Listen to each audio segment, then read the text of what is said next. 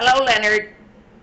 My name is Beula, and I gotta say I was very moved and touched by your video, your solicitation to try to find a bride or you know, a beau and whatnot. And I want to say I haven't been in circulation now for probably long about a year. Not that I have no problem in the man department. I never had no problem with men. They cling to me like socks without softener. They're on me like ducks on a June bug, Leonard. I don't know if it's the pheromones or what it is.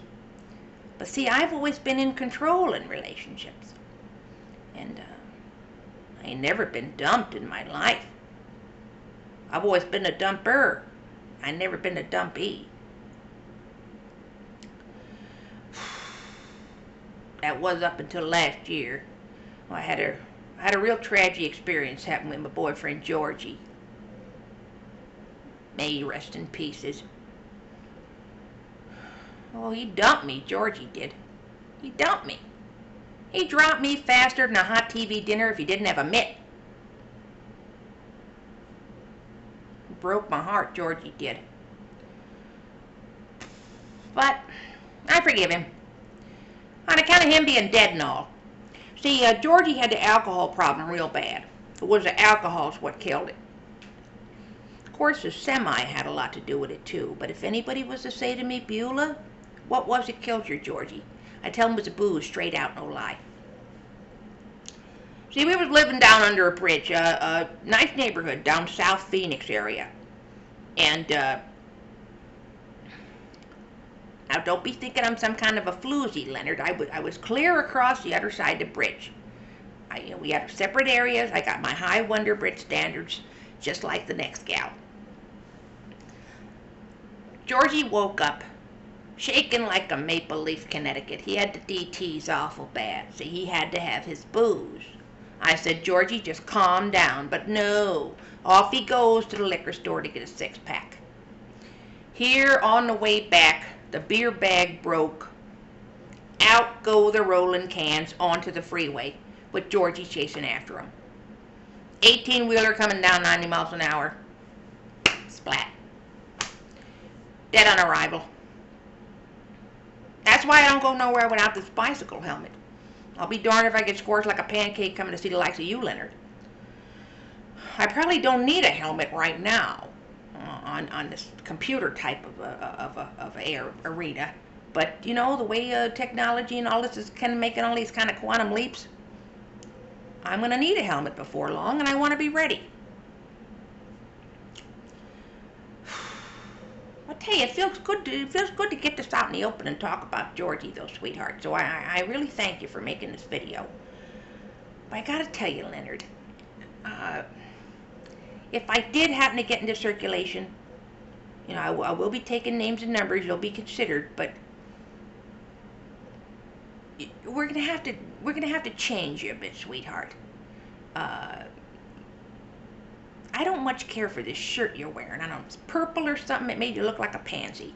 I want to see you in a nice velour shirt, and I don't much go for this hairdo you got, sweetheart. It's too 1982 for me.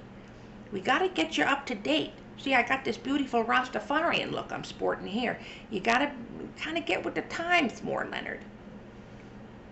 And we're going to have to get rid of this mustache, too. I don't like no facial hair on men. It's all stubbly and hurtsy and cutsy and whatnot. I'm not down with that. And I also like a nice smooth trunk. So if you've got a rug here, I got no boyfriend. He used to have a bikini wax business, so he can just rip that right off half price. Maybe you can give him your Ford engine or something. And now, as far as, you know, down yonder below the equator, that's none of my business. You know, if you want to grow a garden down there, it's fine by me. I'm just talking from the belly button up now, Leonard. And I'll tell you, Leonard, sweetheart, you're going to have to get some kind of vehicle, at least a bicycle, for gosh sakes. You need a job, doll. I don't care. It doesn't have to be a fancy pants job, just like a factory worker was. something like this, you know. You can't be mooching off women, sweetheart. It's just not attractive. So, I'm used to dating a little more high society kind of guy. I'm a little bit high maintenance. Not that I require it. But you know, I've been down this road before, Leonard. I dated a feller by the name of Hippie Hillbilly for a short time, and don't get me wrong, he's a nice guy, but you know, no job, no car. It was hard.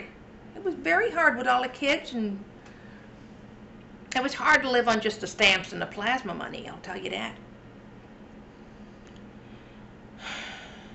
But I want to tell you, Leonard, if it's sort of in the stars and kismet, I believe in this kind of thing, you know, I believe in it.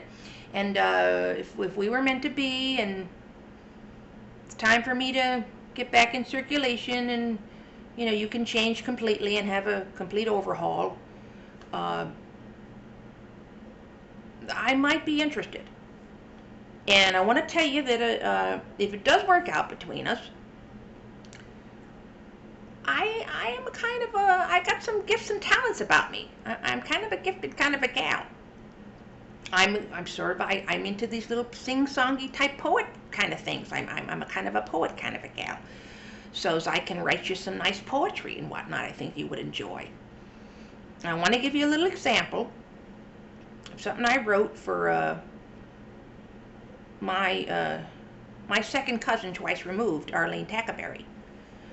She was working over the Rub and Tug. She met this feller over at Sturgis, and he became a regular client of hers over at the Rub and Tug where she works. And she got growing feelings for him, and she got awful sweet on him. And she said, "Cousin Beula, would you mind writing me a song for this feller so I could woo him, more or less?" And I said, "No problem." So I wrote her this song, and I'll tell you, she had a good long run with that feller, long about 2 weeks at least. So I have a gift of sort of being able to touch people's heartstrings. So I want to give you a little example of a song I wrote for Cousin Arlene when she nabbed her beau. And I'm going to back up a little bit because this microphone is just a wee bit staticky here. So let me just back up this way. It won't be right on top of the microphone. Okay. Hold on, I got a hairball. I got quite a few cats at home. Okay, here's a little song I wrote for Cousin Arlene.